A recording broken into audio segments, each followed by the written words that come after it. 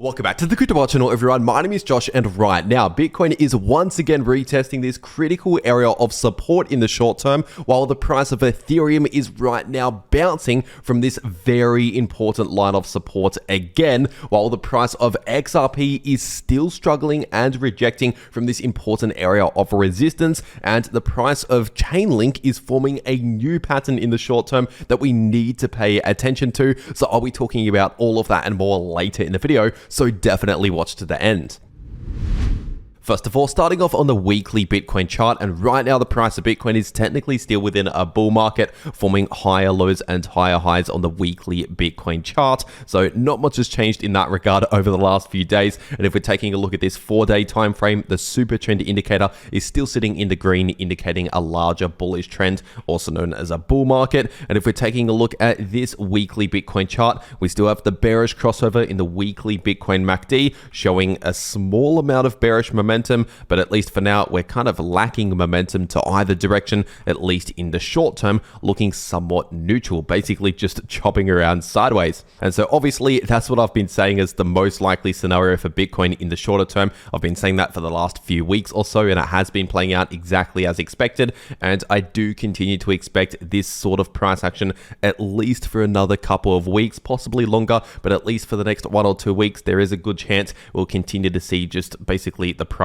consolidating sideways. But this is the calm before the storm, because usually when the price of Bitcoin just basically trades sideways for a period of time, usually that is building up ready for the next major move in the price of Bitcoin. So basically Bitcoin tends to move in massive bursts, either towards the upside or to the downside, and then we have long periods of just sideways boring price action, and then another quick burst in the price action. And so we're simply in the stage of seeing that boring price action just chopping around sideways. But remember, this won't last forever. This is the calm before the storm. So at some point we will see a major volatile move. And usually the longer the price basically stays boring, just consolidating around sideways, usually the larger that next volatile move will actually be.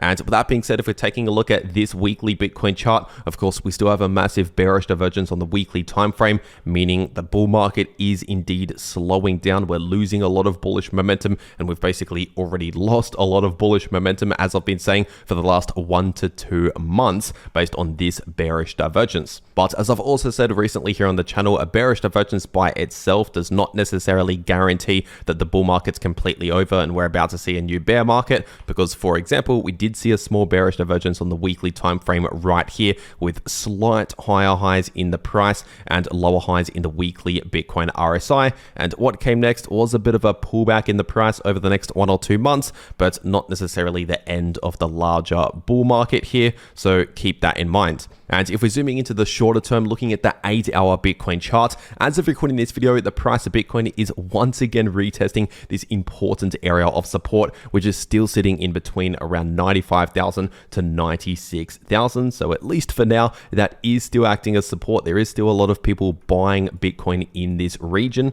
But if we finally see a confirmed break with candle closes in the price below 95,000, in that case, the next area of support that I'll be watching is sitting in between 92,000 to 93,000, and also 91k is a critical level for the price of Bitcoin. And as for resistance, we still have a lot of resistance at around 98.5k to 99,000. And above that, we have more resistance in between 101,000 to 103,000, and significant resistance in between 106,000 to 107,000. But overall, at least in the short term, the price is just consolidating sideways, chopping around sideways between support and resistance, as I've been saying for the last couple of weeks. And I do continue to expect this type of price action moving forward, at least in the shorter term, basically just bouncing around between support and resistance. And if we're taking a look at the Bitcoin liquidation heat map, as of right now, we don't really have a significant amount of liquidity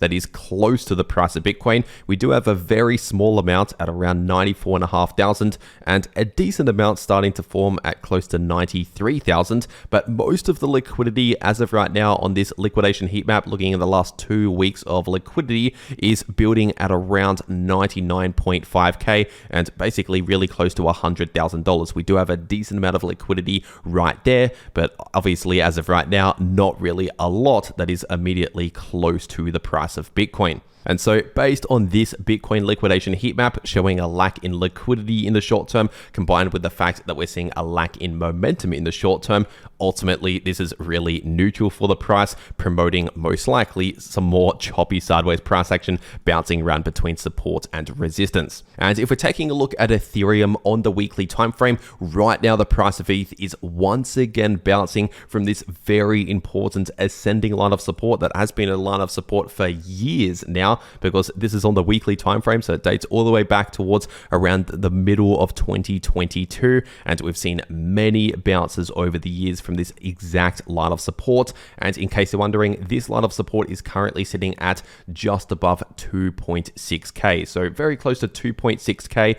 That is a critical level for the price to actually hold above, at least when it comes to the weekly candle closes, because if we actually see a confirmed break with weekly candle closes below around 2.6k, in that case, I'll be targeting around 2.3k and also 2.1k as the next critical levels of support on the weekly time frame. And if we're taking a look at this 3-day time frame, as of recording this video, the price of ETH is currently contacting this Fibonacci level, which is acting as resistance at around 2.8k. And so first of all, we have recently bounced from this support at close to 2.5k, around 2.5 to 2.6k. Once again, we do have a lot of support around there, and below that level we also have more support at 2.3k and also in between 2150 to 2.2k. But if we can finally see a confirmed breakout with candle closes confirming above around 2.8k, confirming a breakout above this resistance, in that case I would expect a continued relief towards the upside in the price of ETH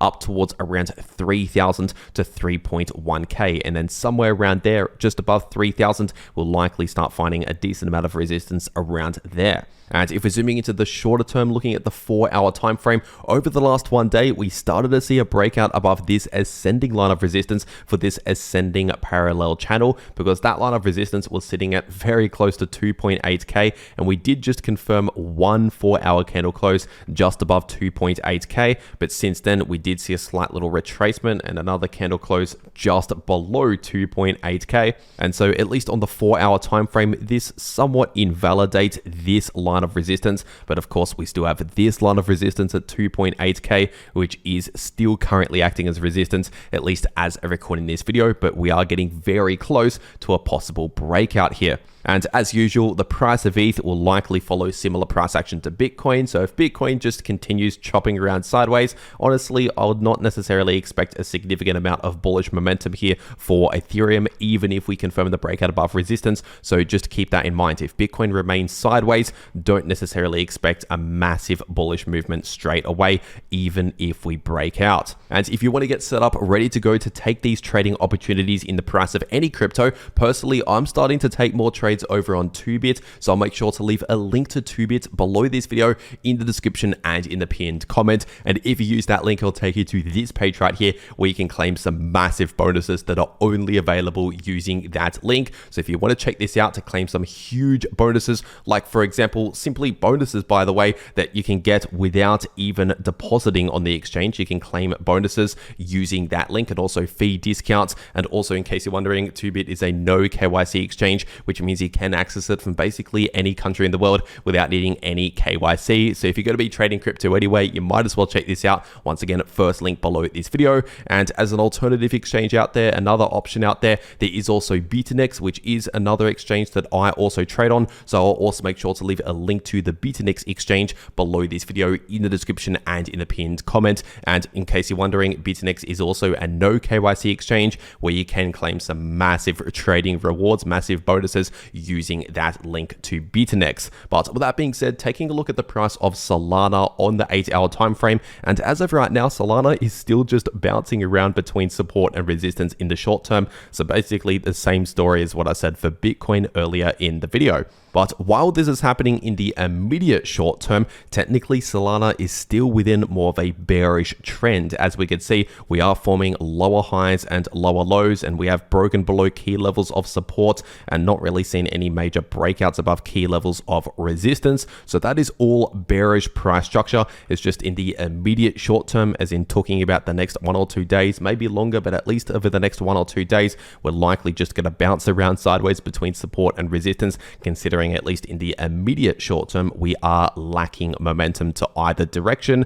but overall, we're still within more of a bearish trend. And in case you're new to this channel, this area of support is still sitting in between 156 to 161, and we could also find a small amount of support at around 165 approximately. And as for resistance, we have a lot of resistance in between 178 to 183, so around 180 approximately is an important level to actually break out above in order to potentially start flipping more bullish again in the short term. And above around 183 to 180, give or take, the next resistance I'll be watching is at around 190, and above that we have significant resistance in between 200 to 205. But other than that, there's not much else to add here for the price of Solana. So getting straight into the price of XRP on the daily time frame, and right now, as of recording this video, the price of XRP is obviously still struggling around this area of resistance, obviously still acting as strong resistance. We have seen multiple rejections now from this area,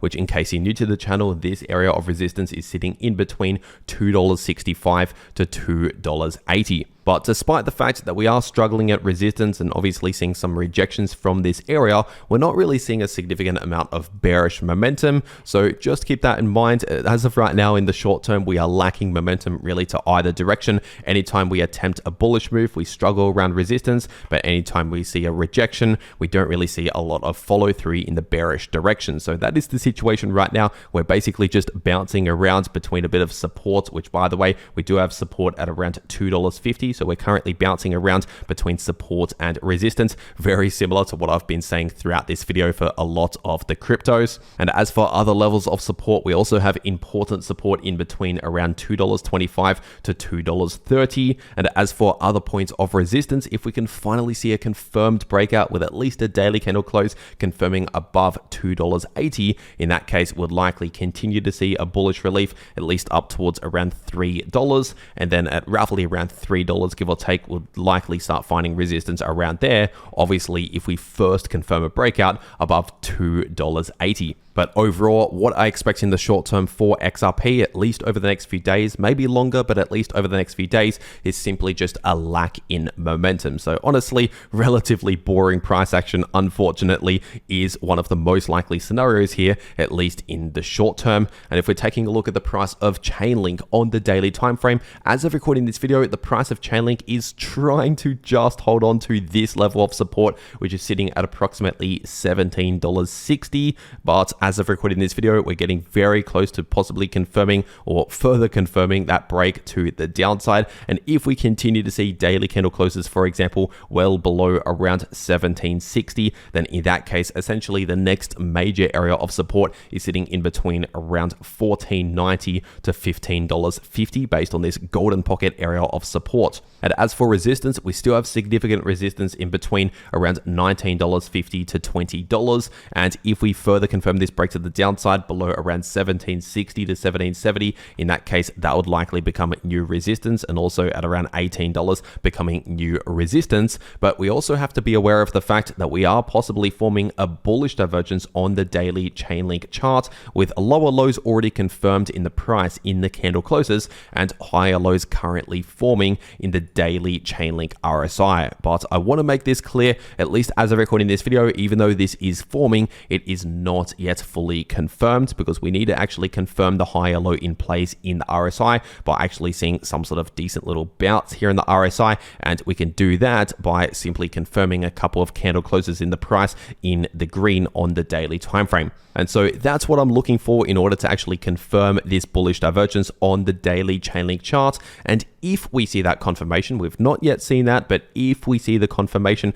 confirming the bullish divergence, in that case, we'll likely finally see a bit of a break from all of this bearish price action for a number of days, but most likely a couple of weeks, playing out either a slight bullish relief or just some choppy sideways price action as the most common outcomes or most likely outcomes from a bullish divergence if this actually confirms. But in the meantime, of course, this larger price structure, at least as of right now, is still currently bearish. We're forming lower highs and lower lows. Obviously, we've broken below points of support and not really seen any major breakouts above key resistance. So the larger price structure or the larger trend or momentum is still bearish. It's just we are getting close to possibly confirming a bullish divergence, which can result in a bit of a relief or a break from all of that bearish price action. And once again, if you want to trade any of these moves in the price of any crypto, check out the links below this video to those exchanges if you want to claim those massive bonuses that you can only claim using those links. And if you want to actually know how to trade crypto, no matter if the price is bullish,